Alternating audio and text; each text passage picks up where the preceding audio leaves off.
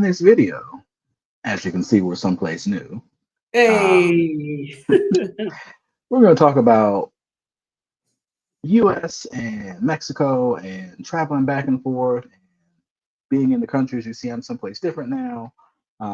Being in the country while the election's going on, while life is going on, while you're going back and forth. We're just going to talk about that dichotomy of being on either side of the border and how it feels. Yeah. So we'll talk about that right after this message from our sponsor. Luv and Co, nurturing your natural beauty. Clean ingredients, conscious choices. Melanin focused, earth friendly, toxin free. Luv and Co, beauty with a heart. Wear love, share love. Now featuring, your skin deserves this treat. Our jojoba exfoliating skin scrub. It will leave your skin feeling so yummy, clean, and just absolutely healthier. Get your hands on our jojoba exfoliating scrub to get rid of that dead skin and to have your face looking healthier and feeling so refreshed. There is a link in the description. Boom, and we're back. Hey. Welcome to the 7997 podcast. We are your hosts, Chris and Jackie. Hi, everybody. And as always, every week, we are just trying to get closer to each other and closer to you guys out there. Again, we are broadcasting Thousands live. of miles apart. We are countries apart, different parts of the continent. Yeah, I don't know how to do any of that. Yeah. I am currently in Washington, D.C. It is a couple days before the election. So, things are a little strange here, and life is just strange in America at times anyway. Jackie's back home. I've been traveling through the U.S. a little bit. Jackie's recently been back to the U.S. I mean, I've really been coast to coast. I was in San Diego, Oakland, and now I'm in D.C. Passed through Literally. Texas and Utah, each way across the country. So I thought it was a good time just to talk about, like, what is it like when you go back home? How does it feel? Seeing family, seeing the new environment. I was in a couple of new cities, so like that was a new experience as well. But like, I'll kick it to you, Jack. Like, last time you went home, like, how did it feel? If you were to like sum it up in a couple of words, like, what was the feeling for you to go back home? Uncomfortable comfort. Uncomfortable comfort. Okay. Expand on that idea. Well, because it's it's uncomfortable because you about to get into the rat race. The traffic's going to be, can't necessarily say the traffic's going to be moving fast because they do drive real fast here.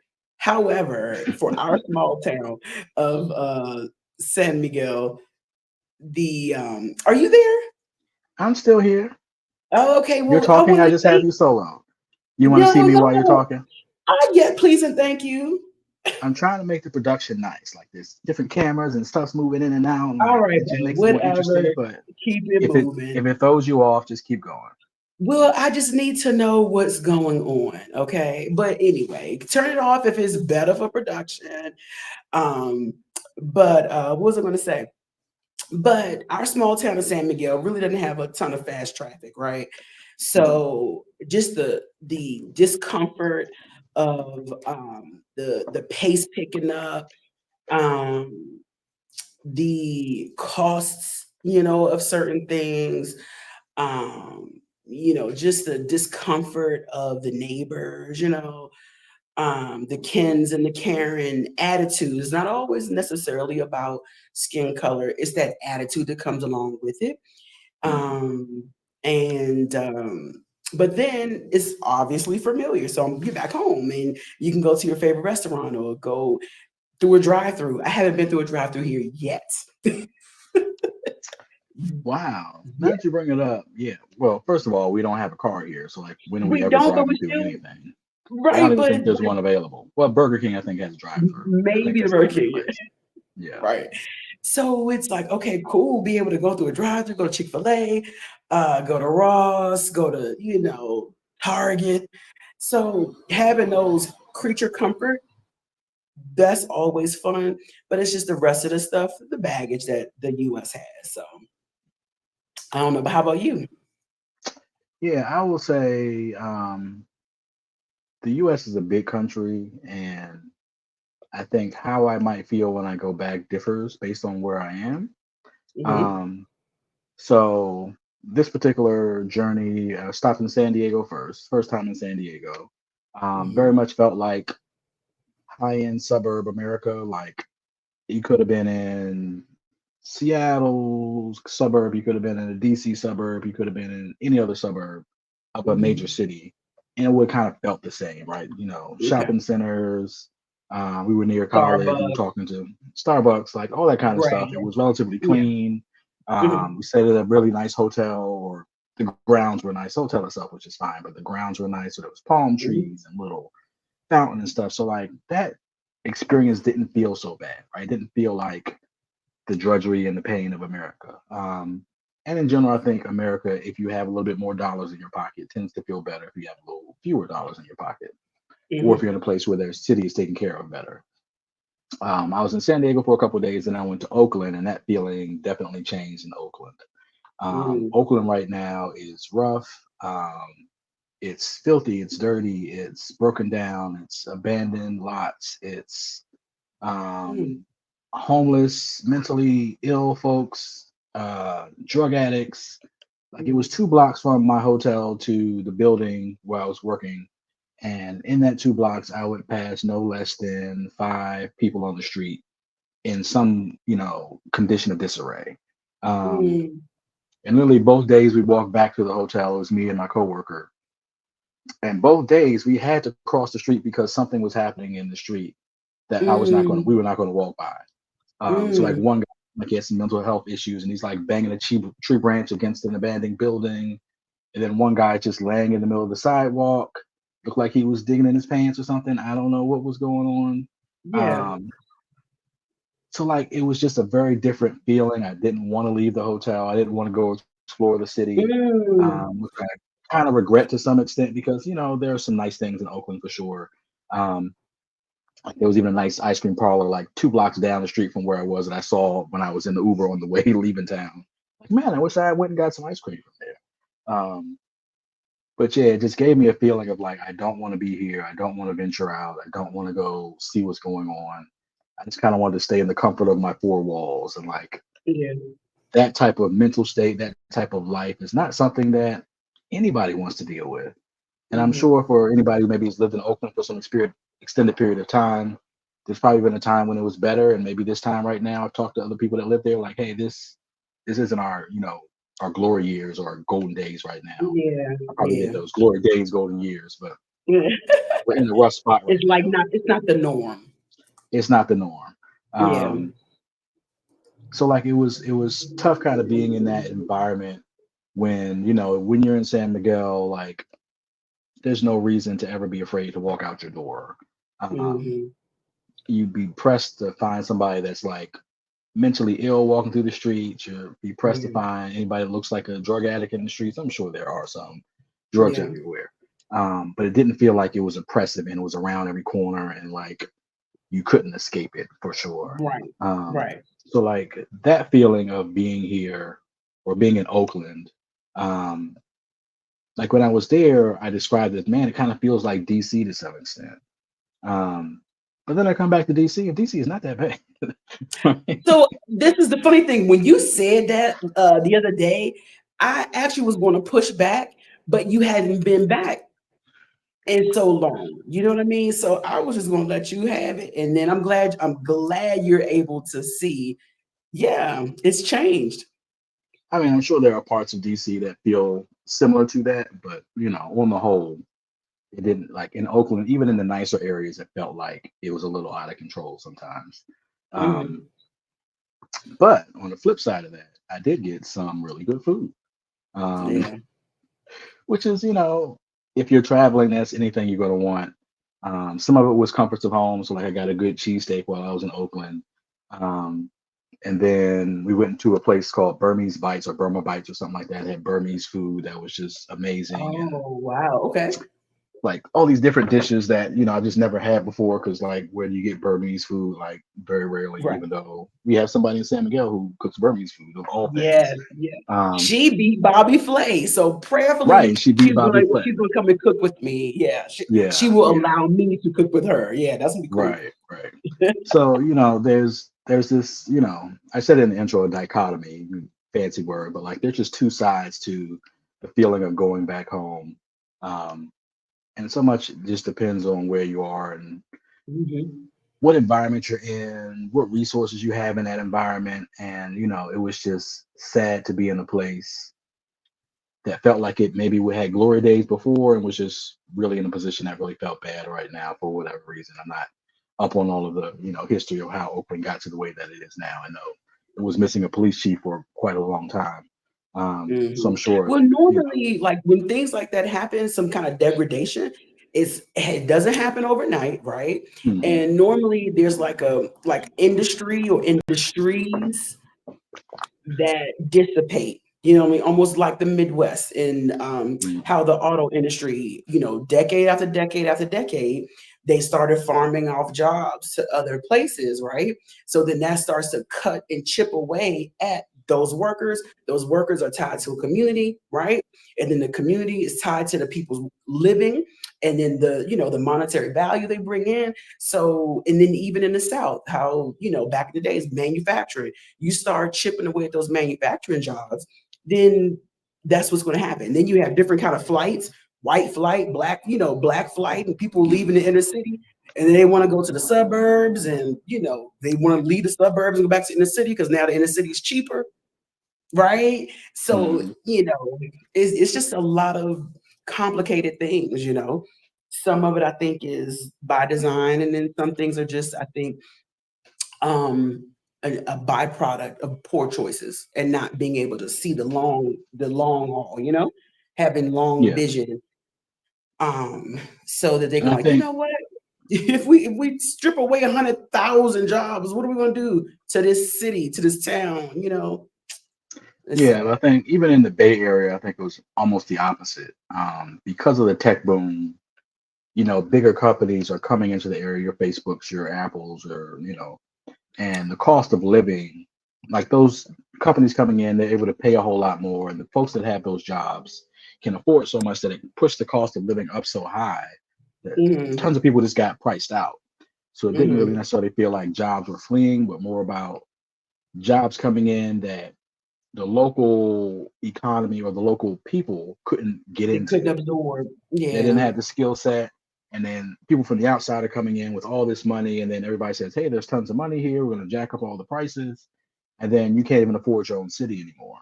Um, Hmm. which, you could call gentrification in a way, but like it's probably a better word to kind of describe that phenomenon Hmm. of, money being poured in.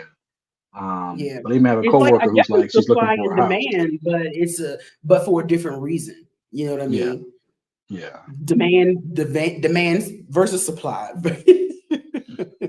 Something like that. Yeah. We're not Yeah. economists, people. Okay. We're Right. not.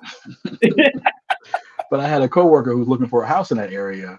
And she's looking around $700,000 area. And like the house she was looking to get has a brick foundation that nobody wants to buy because it's in an earthquake zone. So like if you have a brick foundation in an Um, earthquake zone, your house falls apart. But like this is the $700,000 house that nobody wants to buy. Like that's the bottom of the barrel to some extent. Which is just out of my mind that I would think that I would pay that much money for a house that if an earthquake came along might knock the whole thing over. right. Um, Right. and even when we were in San Diego, we were looking at some real estate listings and everything's like 1.3 million, 2 point, just how do you even afford to live in these areas? And like it was like La Jolla, which is right outside of San Diego, which feels like a little bit more affluent area. Mhm. Um, but just everything being that price point just seemed ridiculous at the end of the day. Like, how do you even Yeah. try and survive in that? I mean, I feel for people. Like, even if you make enough money to afford that, like, you feel poor at the end of the day because you're Right. spending so much Right. on housing costs. Like, how do you even survive that? Um, Right. But I mean, we're looking at this situation like, I'm trying to remember last time you went back home, you went because of what? I'm trying to remember. Oh, my church's anniversary. That's right, church's anniversary. Mhm. Um, and I think like that felt like probably a more joyful homecoming. Whereas Mhm. I came over here for work. Well, came over for work initially, and then turns out my uncle passed away, so I ended up staying a little bit longer so I can see some family. And that also is kind of a dynamic of, at least for me and us to some extent, like going back home, a lot of times is a tragedy, right? There's It's an somebody sick, emergency. somebody's passed away. You got to get back across the border and try and see family. Yeah, It's not always a pleasure trip. Um, right. so that, can cause some anxiety of like, even like I planned to come back to the States, but I didn't come plan to come see family. But even that timing just worked out that, okay, my uncle ends up passing at the same time, which is helpful because I'm already over there and I get to go see family while I'm here and I can do it all at one time. But it almost feels like one causes the other. Like anytime I go back to the States, like somebody's gonna be sick or, Hmm. something's Yeah. gonna happen. You don't want So to it have almost some makes you built-in like trauma or PTSD, right? right, right. You don't want to build in some anxiety about going back to the United States because you think every time I go back, somebody's gonna die. That's Yeah. been almost our experience every time we've gone back. Um, like even when your mom passed, like you were over there for a couple weeks, and then all of a sudden it was almost like telepathy or something. Like she knew Jackie is here. Let me The go ahead and Lord go. Yeah. knew. She knew. She and the Lord, I think, had a conversation. That's just my personal belief. Mhm. Yeah, that's just the way it happened. So yeah, it can be a lot to process, a lot to handle, um, and then you put on top of that like it's election season. Um, I will say I've been fortunate. I don't feel like I've seen anything crazy around election season. Well, I think you've been in blue areas. Definitely in blue areas. But I mean, the Capitol is literally right across the bridge. Mhm. I will be leaving, before the election happens. I don't necessarily want to be in town as it happens because who knows if January 6th might want to happen that day, or Mhm. maybe the next January 6th in a couple months might happen again then. Um, so I definitely want to get out of town before the election itself happens. Um, Nothing may happen. I hope nothing happens, but there's always, I Yeah, think, that threat in the environment we're in that something might go left and people might decide to take something into their own hands that they shouldn't be taking into yeah, their own hands. yeah. Um, but I mean, how are you feeling around the election this year? I mean, do you feel, does it feel promising to you? Does it feel, do you feel trepidation? Are you scared? Are you worried, anxious? Like, what's your mindset about it? Well, is it okay if we take a quick break? Yeah, let's take a quick break. Okay. I'll run a quick commercial and then we'll be right Okay. back at it. Running a digital business from anywhere in the world, Pixpa makes it easy.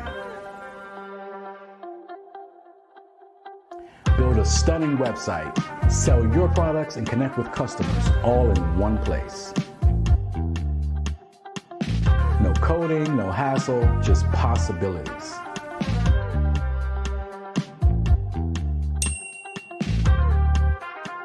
Pixpa, your business, your way, anywhere in the world. Sign up today at the link in the description.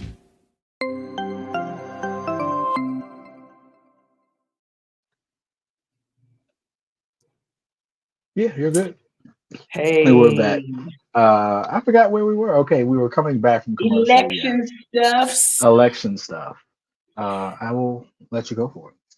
Okay. Well, okay. So, total transparency. I had a catering gig today. And so I'm at the catering gig, and in comes a photographer to take pictures and, do photos and stuff um, for at the house for the event. And come to find out, he is actually a Mexican American, American to Mexican. No comments allowed, guys. Okay, but no, he was born in Mexico City, but then he grew up in Queens, of all places, Mm. and Flushing, so he knows exactly where Zay's school is. Like, oh, that's my baby's school. Anyway, then but he said I'm gonna ask him, like, so what made you come back or what have you? And literally, he said after Trump got elected, Mm. he left.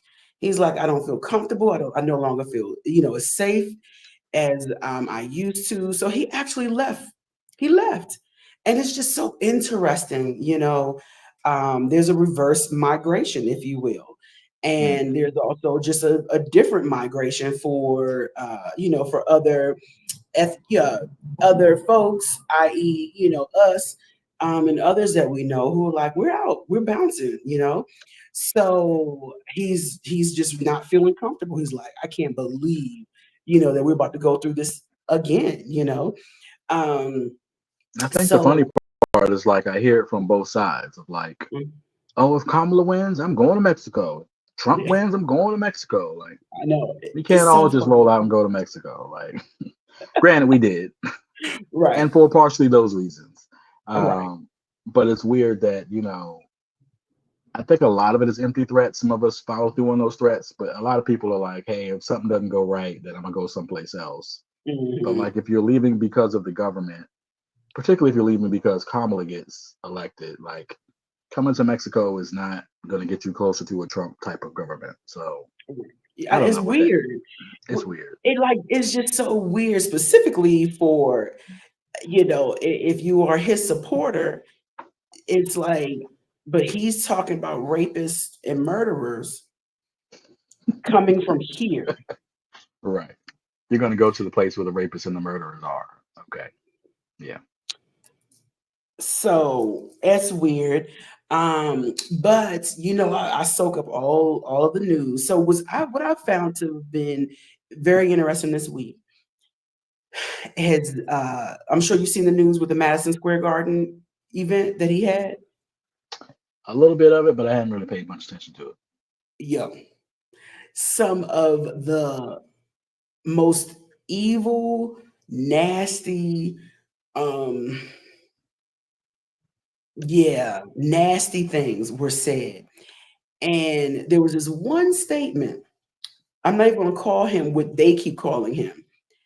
This young man said, as a joke, Just the guy who made the statements the about Puerto Ricans comedian, and watermelon something or other. right? Yeah. And but one of the jokes he threw out there was, "Hey guys, there is a floating island of garbage. It's called Puerto Rico." And just like that, the Hispanic community went loco. Okay, Mm. they went crazy. And one side of me, I'm glad. I'm glad that they took that stance and was like, not here, not today, Satan. You know what I mean? Mm. But what discourages me about things like this is, where is the outrage when other groups of people are thrown under the bus? When other groups of people are disrespected and demeaned, right? It reminds me, I believe it's a quote, from Dr. King, who said, when you it's let me give you no, I'm not gonna quote it, but the spirit of the quote is basically, if you're okay with a certain group of people being oppressed, then you just give it some time, and then the rest of you guys are going to follow too. There has to be a point in time when we as a community, as a society, says that nobody, and I think that's where under that democratic ticket intent, where they say all are welcome. It doesn't matter what your descriptor is, right? It should never be okay for you to be disrespected. You know what I'm saying? It should not be okay for you to have to watch your back because your group has a target on it, because of the way you look, because of the choices that you have made. Now, do we have societal norms? Yes. All societies have societal norms. Um, but I'm talking about in the realm of normalcy, and common decency. So, I mean, glory, glory, hallelujah, that they have, like, okay, he really is crazy. Yeah, he's been crazy all along. He really is racist. this is a whole situation. And like Angela Rod was saying, we've been talking about this for years, but Mhm. you have allowed it and been okay with it because it wasn't aimed at you. Right. But now that it's aimed at you, okay, gloves off. Well, I'm like, well, we've been in the fight. Glad you can come. It reminds me of that scene in Black Panther. Remember, like there was one part when they were fractured, and then it's like, who was it? The mountain people. And then it's like they come in to help save the day. It's like, well, where you been? Yeah. You know, we sure could have used you about 5 minutes ago. So it's like, thank God they may be late, but they came. So Yeah. I mean, I think sorry to be so first of long. all, they've been there the whole time. I don't want to give the appearance that the Hispanic community has not been fighting alongside us because they always have been. Mhm. Um, No, I that's think they definitely not what I meant all because right. you It's can't not talk about it's not all 100%. That's not, right, you know what I mean? But it's like not enough, not enough. and I think People have been fighting there's with been us. a outreach by the Republican Party to appeal to the white community amongst Latinos because Mhm. there is a whiteness within Latin America um, that generally They know wants to there come is to a America. whiteness within the immigrant community because There's whiteness that could go within along. every community across And the planet. right. But like when you come to America, your whiteness generally doesn't count, right? Like I can be from Cuba or Puerto Rico or El Salvador, and I'd be considered white there. But if I come to America, you are now And you have a considered different Hispanic accent. and you're brown and you're not white Yeah, anymore. right. But they've been appealing, I think, to that portion of the community that wants to uphold their whiteness that they had back home and want to bring it here and have that apply. Um, I think things like, the idiocy that was talked about on that stage still kind of lets them know that they really don't think you're with them. They really don't think that you're a part of their community. They see Hmm. that your numbers are worth going after. So then they're trying to Yeah, give you an in. So your, yeah, Marco Rubio's, your Ted Cruz's who are trying to bring those people in, you're really just about numbers and not because they actually care about you or what right, what's important to you. They just want right. your numbers so they can hopefully beat the opponent. So Hmm. I hope that gets some more people to open their eyes that may have been, I don't want to say bamboozled because, it's not necessarily a trick or, anything, but it's, Well, appealing maybe you to, just bought into bought their. into, their rhetoric at the end of the day. Mhm. I hope they see that, they don't see you as part of them. They see you as other still, regardless of what they may say in other spaces. Um, Mhm. so, things like this, we keep hoping will change the tide of the election. Um, but like at the end of the day, like the people that are voting for Trump at this point, like what else could anybody say to change your mind? Like there's been Right, so much said over the past 10 years. right. Why would this be the straw that broke the camel's back versus something else? Is kind of the way I'm thinking about it. Like why would, Maybe they you know, needed a piece of wood. You know, it wasn't straw. It was the barrel of hay or something. I don't know. yeah. But you know what I thought about earlier. Um, he obviously knows what he's doing. He's not ignorant. Mhm. Um, I'm wondering if he's trying to sabotage it. That's really what I'm wondering. Like, is he trying to sabotage I think to him, I can see that viewpoint, and I think he doesn't necessarily care about winning the election at the polls, right? His winning of the election is it being it? Stirring overthrown, it up being confusion. overturned, stirring up confusion. I got, this in Georgia, this in Nevada that I've got set up that could hopefully get them to sway in our way. Um, so it's not even necessarily about can I win the hearts and minds of the American people that are on the other side. I'm not trying to really go out and Hmm. get anybody. I'm not even Hmm. really trying to hold my own people so much. I'm just going to be able to say whatever I want and do whatever I want because I'm going to Yeah. have the election rigged at some Hmm. point. Whether he gets away with it or not, we'll see. Um, Hmm. but I think he's putting all his eggs in that basket. And if he can't rig it the way that he wants to, he's going to cry foul that somebody else did rig it. Um, Hmm. So at the end of the day, it doesn't really matter. And he's going to stir up his people to end up, back at the Capitol on January 6th and do worse than they did the first time. Mhm. So like that, way of looking at it, like it doesn't matter what he says. It doesn't matter if the comedian comes on and says black folks want to carve watermelons instead of pumpkins. Like it doesn't matter because I'm just going to go steal it at the end of the day anyway. So, Right. it's ridiculous at this point. Yeah, it's right. But let's be clear, we voted. And we have a 21-year-old. You see the picture I texted you? Yep. We have a 21-year-old a month ago wasn't even going to vote. Remember? Yep. He wasn't even going to vote, but we educated him and encouraged him, to vote. And he sent us a picture yesterday that he did. Not only did he vote, but the brother early voted. He said, "I'm gonna get out here on early." It was so good. Absolutely. I think, those are the people that hopefully can be swayed by, the negativity and the positivity to Yeah. actually get themselves out to the poll and start participating and helping in the election. And hopefully make it And a big enough, it's those young people too. I saw where remember when the Access Hollywood tapes came out? Yeah. This was 10 years ago. Well, so fast forward 10 years, you have folks who are able to vote at 18, 19, and 20 who were little kids back then. They are just hearing and seeing the video for the first time. Yeah. And guess what those young people are doing? Circulating on TikTok. Mm-hmm. And there's this one that was very poignant. She didn't say a word. It was just the tape playing in the background. She's brushing her hair, and on the screen, just words are coming up. "I can't believe my dad is voting for him." So I think it's going to be our young people. What is the Gen Zs or the Alphas? I don't know.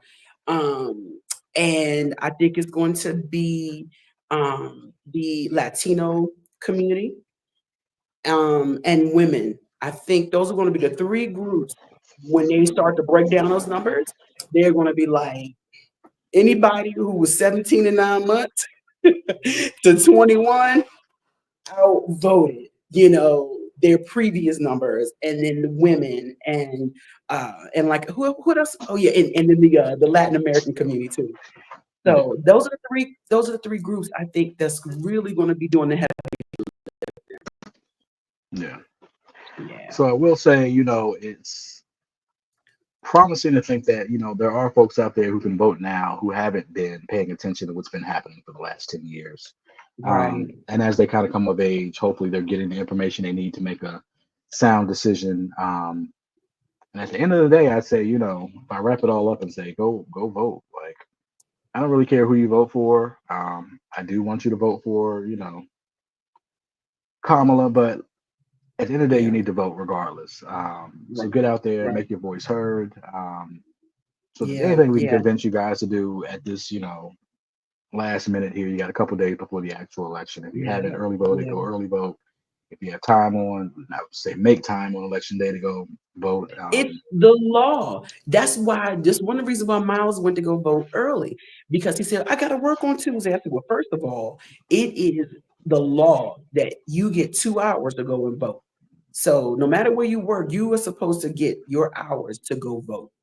And the other thing is, my pastor said something that was so interesting. We are a teaching church at From the Heart, and they always give us good information so that we can make sound decisions. Right? Everything isn't about Jesus and the Word.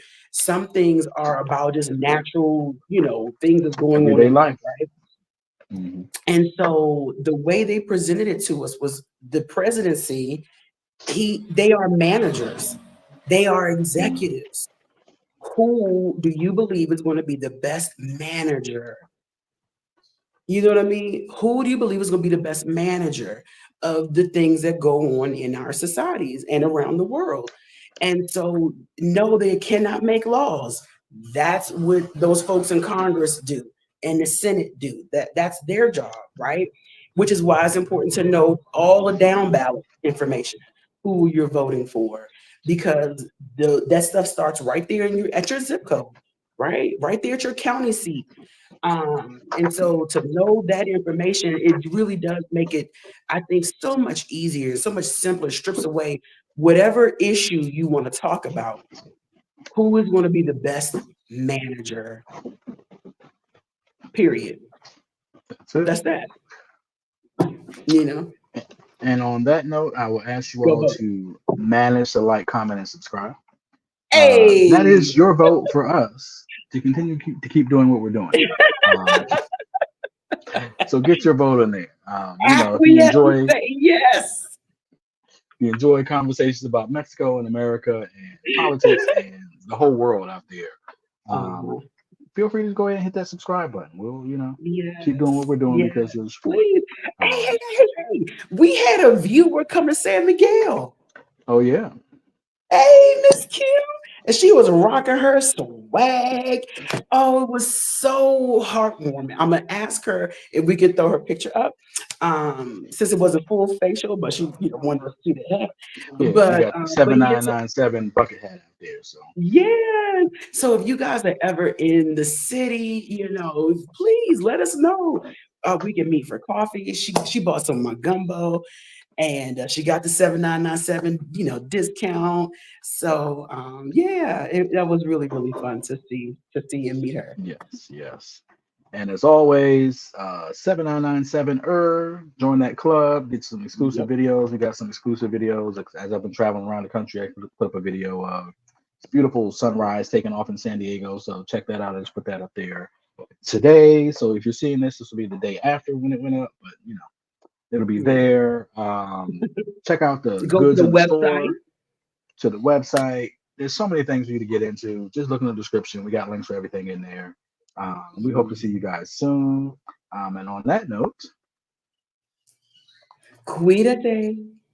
Arias Garce, take care and take a chance. And we'll see you guys next week.